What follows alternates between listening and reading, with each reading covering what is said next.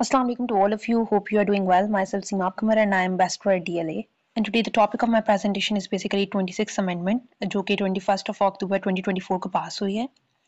थोड़ी सी इसके बैकग्राउंड की बात करते हैं। अगर आप देखें अमेरिका की बात अगर हम करें तो 1776 में अमेरिका आज़ाद हुआ और तब से लेकर अब तक 2024 तक उसमें 27 अमेंडमेंट उनके कॉन्स्टिट्यूशन में हो चुकी हैं।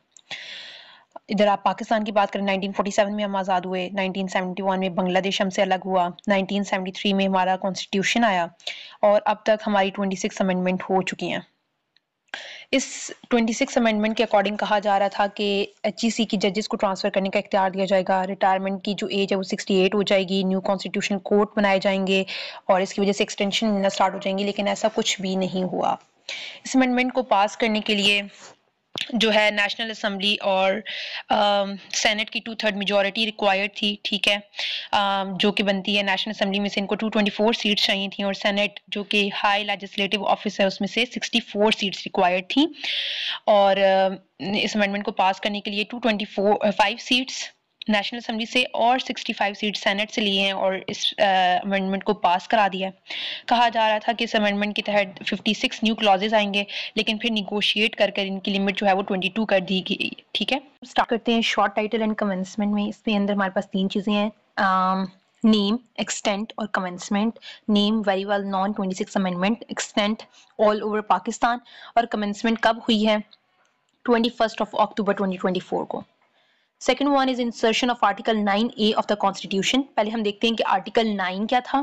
आर्टिकल 9 जो है वो सिक्योरिटी ऑफ पर्सन से रिलेटेड है। इसके अंदर आपके पास फ्रीडम ऑफ लाइफ है, freedom of liberty, freedom of speech, safety है, किसी के राइट को आप इन्फ्रिंज नहीं कर सकते, ठीक है, किसी को डिटेन नहीं कर सकते विदाउट एनी रीजन। फिर इसके अंदर आर्टिकल 9A जो है वो ऐड हुआ। इसके अकॉर्डिंग आपको clean, healthy, sustainable environment provide किया जाएगा, नो पोल्यूशन, नो डर्ट, और आप अपनी लाइफ जो है वो हेल्दी और पीसफुल तरीके से जो है वो गुजार सकते हैं। Next one is amendment of Article 38 of the Constitution. इसके अंदर जो बेसिकली अमेंडमेंट हुई है ना वो इसके पैराग्राफ F के अंदर हुई है। पहले पैराग्राफ F क्या कहता था अमेंडमेंट से पहले कि एलिमिनेट रिबा एज अर्ली एज पॉसिबल, कि जितना जल्दी हो सकता है ना आपने रिबा को, इंटरेस्ट को खत्म करना है। अमेंडमेंट के बाद क्या बोला गया कि हम रिबा को एलिमिनेट करेंगे बिफोर 1 जनवरी ऑफ 2028, कि 2028 स्टार्ट होने से पहले, उसकी 1 जनवरी से पहले आपने रिबा को टोटली एलिमिनेट करना है, पाकिस्तान से खत्म करना है। Next one is amendment of article 48 of the constitution. इसके अंदर क्या हुआ है बेसिकली, इसके अंदर जो है वो क्लॉज 4 के अंदर चेंज आया है। ये चेंज क्या कहता है कि अगर प्रेसिडेंट कोई भी डिसीजन लेता है वो बेस्ड होता है एडवाइस ऑफ कैबिनेट के या फिर प्राइम मिनिस्टर के, तो उसको क्वेश्चन नहीं किया जा सकता, उसको इन्वेस्टिगेट नहीं किया जा सकता, कोई भी नहीं कर सकता, कोई भी कोर्ट, कोई भी ट्रिब्यूनल या कोई भी अथॉरिटी ना उसको क्वेश्चन नहीं कर सकती। सिंपल वर्ड्स में अगर आप बात करें कि अगर कोई प्रेसिडेंट कोई फैसला लेता है, ठीक है, कैबिनेट या प्राइम मिनिस्टर की एडवाइस के अकॉर्डिंग, तो वो फाइनल है, वो चेंज नहीं कर सकती कोई भी legal authority. Simple. Fifth one is amendment of article 81 of the constitution. Amendment से पहले क्या था कि जो सुप्रीम कोर्ट है ना उसके पास ऑल पावर्स और रिस्पॉन्सिबिलिटीज हैं, ठीक है, और फंड्स जो है ना वो एलोकेट किए जा सकते हैं स्पेसिफिक पर्पसेस के लिए, इलेक्शन के लिए आप फंड्स को एलोकेट नहीं कर सकते। अब अमेंडमेंट हुई, अमेंडमेंट के बाद क्या हुआ इसमें कि supreme court, judicial commission of Pakistan और सुप्रीम जुडिशल काउंसिल ये शेयर करती हैं अपनी पावर्स और रिस्पॉन्सिबिलिटीज को। पहले सुप्रीम कोर्ट अकेली थी, अब 3 चीजें हैं, supreme court, judicial commission of Pakistan and supreme judicial council. फिर पहले क्या था कि फंड्स एलोकेट किए जा सकते हैं for specific purposes, not for election. अब आप फंड्स एलोकेट करते हैं for the election of national assembly, senate, provincial assembly, local government और साथ स्पेसिफिक पर्पसेस के लिए भी। Next one is amendment of article 111 of the constitution. इसके अंदर बेसिकली जो अमेंडमेंट हुई है ना वो क्या कहती है कि जो एडवोकेट जनरल है और एडवाइजर है वो अपॉइंट होगा अंडर क्लॉज 11 ऑफ आर्टिकल 130, ठीक है। पहले क्या था कि सिर्फ एडवोकेट जनरल की बात थी, किसी एडवाइजर की बात नहीं थी, ठीक है। अब क्या हुआ कि अमेंडमेंट जब आई तो न्यू पोजीशन जो है एडवाइजर की वो अपॉइंट की गई, उसको ऐड किया गया और वो अपॉइंट होगा अंडर आर्टिकल 11, अंडर आर्टिकल 130 और क्लॉज क्या है 11, और ये वर्क करेगा, ये काम करेगा किसके साथ, एडवोकेट जनरल के साथ मिलकर। और इसका मकसद क्या होगा कि आप एक्सपेंड करें अपनी टीम को जो कि हमें प्रोवाइड करती हैं लीगल एक्सपर्टीज और एडवाइस, ठीक है। Next one is amendment of article 175A of the constitution.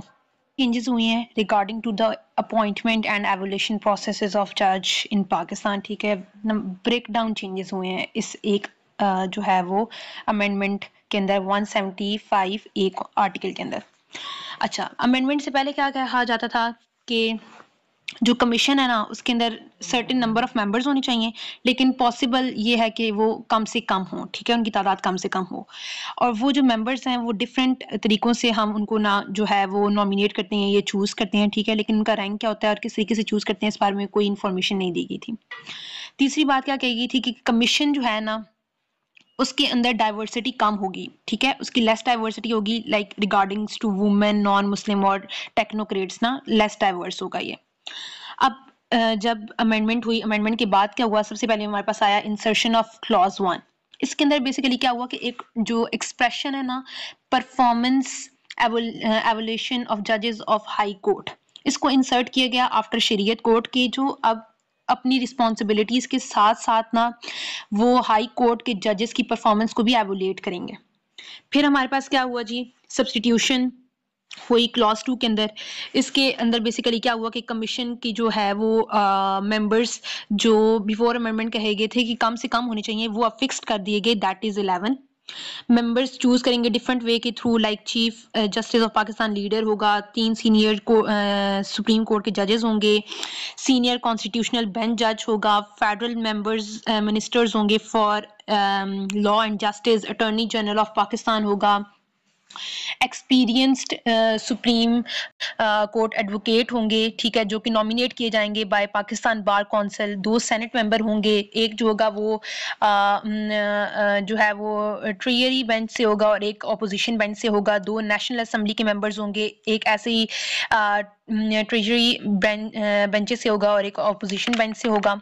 ठीक है, वुमेन और नॉन मुस्लिम टेक्नोक्रेट्स वो भी नॉमिनेट किए जाएंगे बाय नेशनल असेंबली स्पीकर।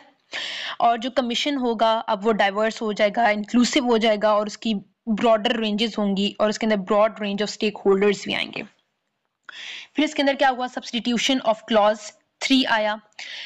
इसके अंदर बेसिकली अगर आप 3A की बात करें तो 12 मेंबर्स का कमीशन होगा, 8 नेशनल असेंबली से होंगे, 4 सेनेट से होंगे। अगर नेशनल असेंबली डिसॉल्व भी हो जाती है तो कमीशन हमारे पास 4 मेंबर्स के ऊपर मुश्तमिल होगा जो कि सेनेट से होंगे। 3B की बात करें तो उसके अंदर क्या होता है कि पॉलिटिकल पार्टीज जो है ना उनके पास अपनी प्रोपोर्शनल रिप्रेजेंटेशन होगी कमेटी के अंदर। ठीक है, और वो किस चीज पे बेस करी होगी, उनकी अपनी स्ट्रेंथ के ऊपर पार्लियामेंट की। ठीक है, कि पॉलिटिकल पार्टीज जो है ना उनकी ना हर किसी की डिफरेंट प्रोपोर्शनल रिप्रेजेंटेशन होगी कमेटी के अंदर, और ये किस हद तक उनकी पार्टिसिपेशन होगी वो उनकी स्ट्रेंथ इन पार्लियामेंट के ऊपर डिपेंड करता है। ठीक है, और रिप्रेजेंटेशन के लिए जो मेंबर नॉमिनेट होंगे ना वो नोटिफाइड होंगे बाय चेयरमैन या speaker of national assembly.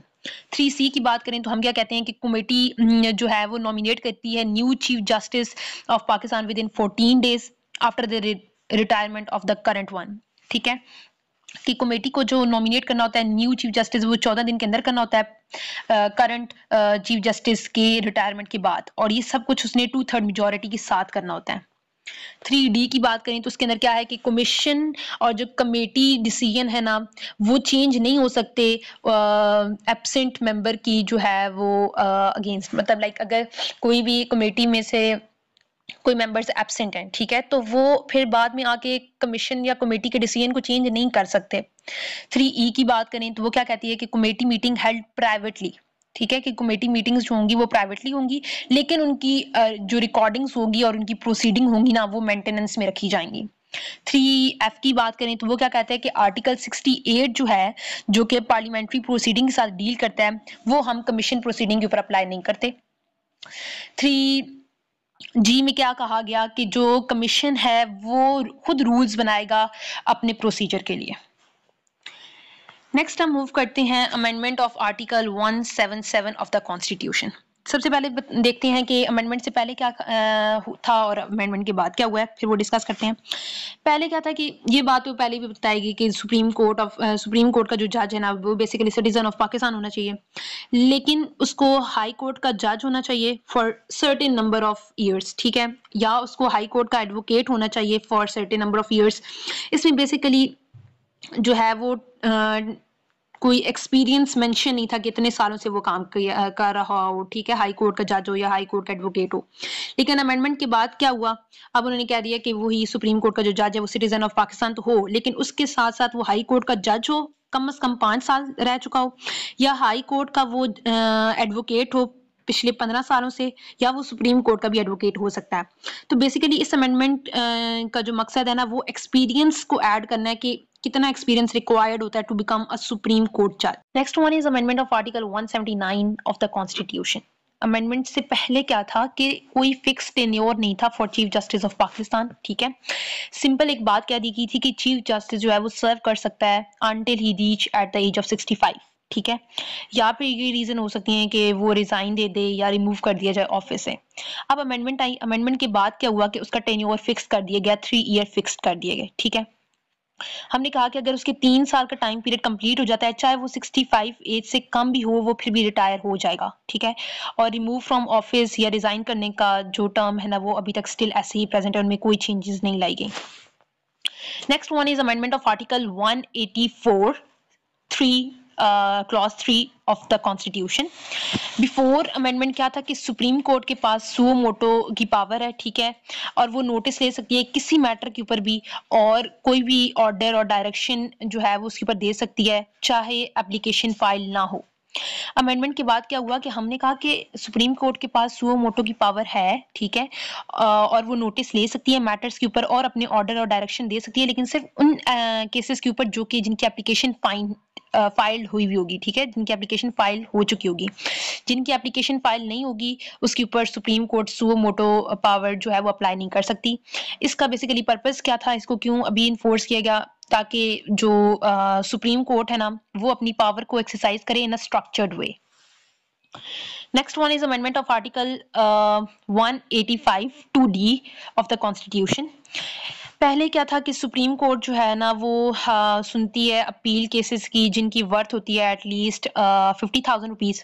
Amendment के बाद अब क्या हो गया कि उन्होंने कहा कि अब सुप्रीम कोर्ट अपील सुनेगी उन केसेस की जिनकी वर्थ एटलीस्ट 1 मिलियन रुपीज है, ठीक है। अब इसका पर्पस क्या था, इसका पर्पस ये बताया जाता है कि सुप्रीम कोर्ट फोकस करे बिगर और इम्पोर्टेंट केसेस के ऊपर, और वो स्मॉलर केसेस के साथ डील ना करे, ताकि उसकी एफिशिएंसी जो है वो बरकरार रहे।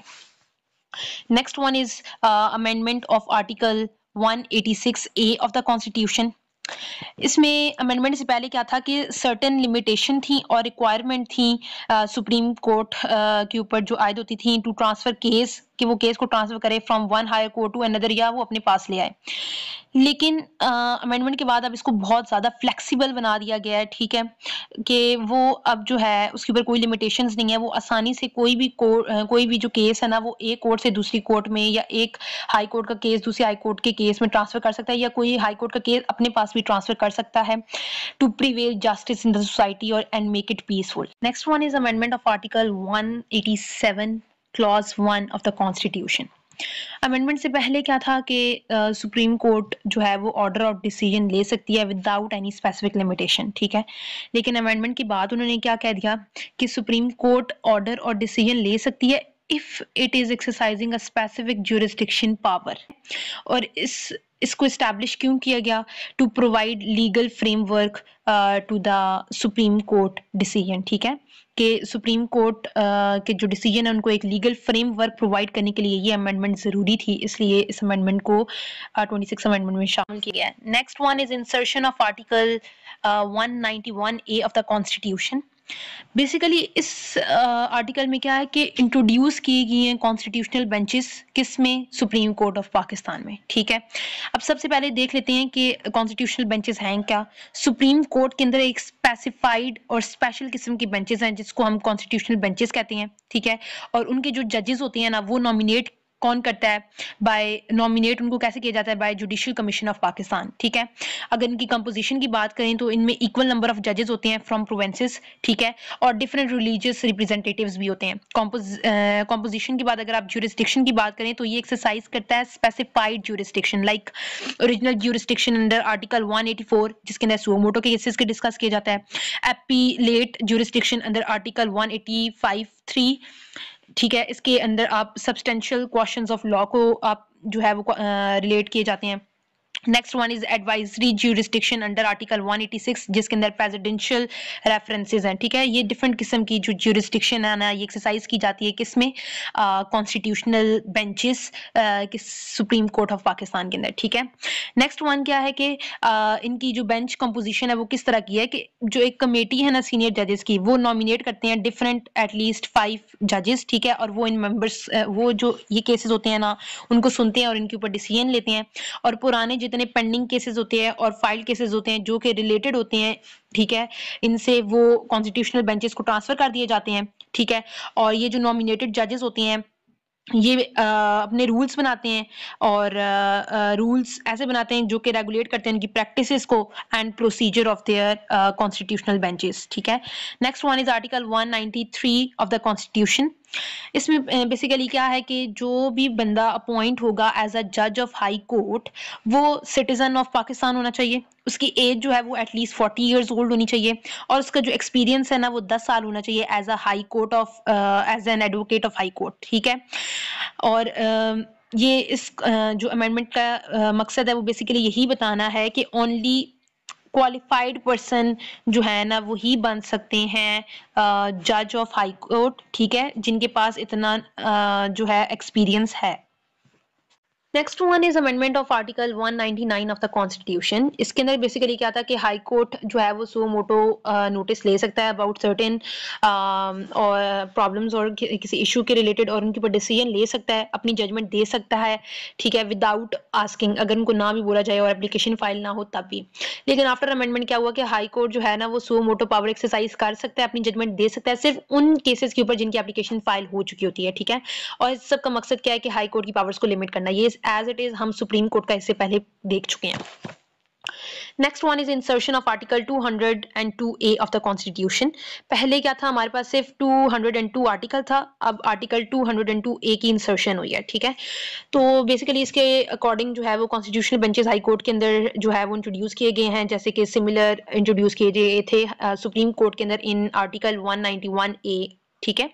तो आर्टिकल 202 क्या कहता है, वो सिंपली डील्स करता था jurisdiction of high court of Pakistan, ठीक है, और स्पेशल टाइप के जो केसेस थे वो हाई कोर्ट के अंदर लाए जाते थे, ठीक है। और उनकी जो हाई कोर्ट है वो ओरिजिनल और एप्लीएट ज्यूरिसडिक्शन की जो प्रोविजन है ना उनसे रिलेट करता था, ठीक है। फिर जब इंसर्शन हुई article of 202A of the constitution, तो उसके अंदर क्या हुआ कि कॉन्स्टिट्यूशनल बेंचेस को इंट्रोड्यूस किया गया हाई कोर्ट के अंदर। उनके जो जजेस थे उनको नॉमिनेट करती थी जुडिशियल कमीशन ऑफ पाकिस्तान, ठीक है, और वो सिर्फ वही केसेस सुनते थे जो कि रिलेटेड होते थे कॉन्स्टिट्यूशनल इशू से या फिर एडवाइजरी ज्यूरिसडिक्शन से, ठीक है।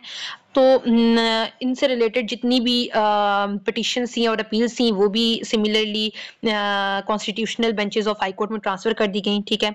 और हाई कोर्ट को अलाउ किया गया कि वो अपने रूल्स और रेगुलेशंस बनाए और प्रोसीजर बनाए रिगार्डिंग देयर कॉन्स्टिट्यूशनल बेंचेस, ठीक है। और इनको अप्रूवल चाहिए होता है कहाँ से, फ्रॉम पार्लियामेंट और provincial assemblies to come to enforce, ठीक है। Next one is amendment of article 203C of the constitution. इसमें बेसिकली क्या था कि बिफोर अमेंडमेंट हाई कोर्ट का जो पर्सन है वो क्वालिफाइड था टू बिकम अ जज ऑफ सुप्रीम कोर्ट, लेकिन अमेंडमेंट के बाद क्या हुआ कि हाई कोर्ट के साथ फेडरल शरीयत कोर्ट भी जो है वो क्वालिफाइड है टू बिकम अ जज ऑफ सुप्रीम कोर्ट, ठीक है। Next one is amendment of article 203D of the constitution. इसमें अमेंडमेंट से पहले क्या था कि कोई टाइम लिमिट नहीं थी रेजोल्यूशन ऑफ अपील की अगेंस्ट अ सर्टेन डिसीजन, ठीक है। लेकिन अमेंडमेंट के बाद क्या हुआ कि एक सर्टेन टाइम पीरियड फिक्स कर दिया गया कि अपील जो है ना वो रिजॉल्व हो जाएगी विद इन 12 मंथ्स अगर आप उसके ऊपर कोई एक्शन नहीं लेते, ठीक है। इफ द डिसीजन अगर आप कोई एक्शन नहीं लेंगे तो डिसीजन विद ऑटोमेटिकली ना टेक इफेक्ट, टेक इन अकाउंट, अनलेस सुप्रीम कोर्ट फिर उसको नहीं अगर स्टॉप करती, ठीक है। तो बेसिकली इस अमेंडमेंट का मकसद क्या है कि 12 मंथ एक डेडलाइन है to resolve appeal. Next one is amendment of article 208 of the constitution. इसके अंदर पहले अमेंडमेंट से पहले एक्सप्रेशन इस्तेमाल होता था सुप्रीम कोर्ट का और फेडरल शरीयत कोर्ट का। अमेंडमेंट के बाद इसमें सुप्रीम कोर्ट, फेडरल शरीयत कोर्ट के साथ इस्लामाबाद हाई कोर्ट का एक्सप्रेशन इस्तेमाल किया गया। इसका मतलब है कि सुप्रीम कोर्ट, फेडरल शरीयत कोर्ट के साथ इस्लामाबाद हाई कोर्ट की भी ना अब जो है पावर्स और रिस्पॉन्सिबिलिटीज वो सेम है, ठीक है। इस्लामाबाद हाई कोर्ट को जो है वो सुप्रीम कोर्ट और फेडरल शरीयत कोर्ट जितनी पावर्स और रिस्पॉन्सिबिलिटीज दी गई हैं in certain matters. Next one is substitution of article 209 of the constitution. ये बहुत ही ज्यादा सिग्निफिकेंट किस्म की अमेंडमेंट हुई है, बहुत ही ज्यादा इंपॉर्टेंट अमेंडमेंट हुई है। तो इसको सिंपली कंक्लूड करके मैं आपको बताती हूँ कि बेसिकली हुआ क्या है कि सुप्रीम जुडिशल काउंसिल जो है ना, कमीशन, सुप्रीम जुडिशल कमीशन, उसके अंदर बेसिकली उन्होंने कहा है कि चीफ जस्टिस ऑफ पाकिस्तान होगा, 2 बहुत सीनियर किस्म के जजेस होंगे सुप्रीम कोर्ट के, 2 सीनियर चीफ जजेस होंगे हाई कोर्ट के, ठीक है। और अगर पर्सन ना सुप्रीम जुडिशल कमीशन का इन्वेस्टिगेट हो रहा हो या रिप्लेस्ड हो रहा हो ना, तो इन्वेस्टिगेट हो रहा तो उसकी जो रिप्लेसमेंट हम करते हैं ना, वो on the basis of seniority है, प्रिंसिपल ऑफ सीनियोरिटी है, ठीक है। और इधर बेसिकली हुआ क्या है कि ब्लो ऑफ जुडिशियल इंडिपेंडेंस हुआ है, क्योंकि पहले अदलिया खुद जो है एक सीनियर तरीन चीफ जस्टिस को जो है वो मुंतखब कर लेती थी, तो लेकिन फिर ये राइट शिफ्ट हो गया जुडिशियल से एग्जीक्यूटिव ब्रांच में। लेकिन अब बेसिकली क्या हुआ, ये सेपरेशन जरूरी थी बैलेंस ऑफ पावर और एक्सट्रीम पावर के लिए, लेकिन इसके बाद कि अगर कोई भी पर्सन सुप्रीम जुडिशियल कमीशन का इन्वेस्टिगेट हो रहा है तो उसकी रिप्लेसमेंट किस आदमी से आप करेंगे जो कि बहुत सीनियर होगा, ठीक है। और सुप्रीम जुडिशियल काउंसिल इन्वेस्टिगेट करती है मैटर्स जो कि जजेस से रिलेटेड हैं, जजेस की कैपेसिटी, जजेस की एफिशिएंसी, जजेस के कंडक्ट से रिलेटेड। अगर सुप्रीम कोर्ट अगर सुप्रीम जुडिशियल कमीशन को लगे कि कोई जज गिल्टी है अबाउट देयर मिसकंडक्ट या इनएफिशिएंसी या इनकैपेसिटी, तो वो रिपोर्ट करता है प्रेसिडेंट को। फिर प्रेसिडेंट का काम होता है कि उसको उसके ऑफिस से रिमूव कर देना, ठीक है। इसी तरीके से सुप्रीम जुडिशियल काउंसिल जो है वो जजेस को रिमूव करवा सकता है, ठीक है। सुप्रीम जुडिशियल काउंसिल जो है वो बेसिकली इशू करता है कोड ऑफ कंडक्ट, किसके लिए, जजेस of supreme court and high court के लिए, ठीक है। और इसके अंदर सेक्रेटेरिएट हेड और अदर नेसेसरी स्टाफ जो है वो मौजूद होता है इधर काम करने के लिए। इस सब का मकसद, इस अमेंडमेंट का मकसद क्या था, इंश्योरेंस थी, इंश्योर करें आप अकाउंटेबिलिटी, इंटेग्रिटी ऑफ जुडिशरी की, कि जुडिशरी फ्री हो, ठीक है, जुडिशियल इंडिपेंडेंस हो। Next one is amendment of article 215 of the constitution. इसके पहले क्लॉज में क्या बताया गया कि इलेक्शन कमीशन जो है ना वो अपने ऑफिस में रहेगा अनटिल कि उसका सक्सेसर अपॉइंट नहीं होता, ठीक है, चाहे उसका टेन्योर एंड ही क्यों ना हो जाए। जब तक उसका सक्सेसर जो है वो अपॉइंट नहीं होता, वो अपने ऑफिस में ही रहेगा, अपना काम करेगा। इसीलिए एक छोटी सी जो है ना वर्ड चेंजिंग की गई है बी क्लॉज के अंदर इसके, कि ऑल्सो इंस्टेड ऑफ फर्दर की टर्म इस्तेमाल की गई है to make it clear. Amendment of article 230 of the constitution. पहले कोई स्पेसिफिक टर्म एंड कंडीशन नहीं थी अमेंडमेंट से पहले। अमेंडमेंट के बाद एक टाइम पीरियड, एक टेन्योर फिक्स कर दिया गया 12 मंथ्स, किसके लिए, कि रिपोर्ट किसी भी केस की ना कंसिडर की जाएगी विद इन 12 मंथ्स उसको प्रेजेंट करने के बाद, ठीक है। इसमें बेसिकली एक टाइम पीरियड जो है ना वो फिक्स किया गया। Next one is amendment of article 255 of the constitution. Amendment से पहले सिंपली एक टर्म दैट पर्सन जो है वो इस्तेमाल की गई थी, that person handle these cases, ठीक है। अब अमेंडमेंट के बाद उन्होंने इन चीज़ों को ब्रीफली एक्सप्लेन किया है कि जो chief justice of high court है वो हैंडल करेगा प्रोविजनल केसेस को, और chief justice of Pakistan handle करेगा ऑल अदर केसेस को। Next one is amendment of article 259 of the constitution. Amendment से पहले सिर्फ 2 फील्ड्स के बारे में बात की गई थी, दैट इज मेडिसिन और नर्सिंग। अब इन्होंने और नर्सिंग को अमेंड करके इधर 6 फील्ड्स रख दी हैं, ठीक है।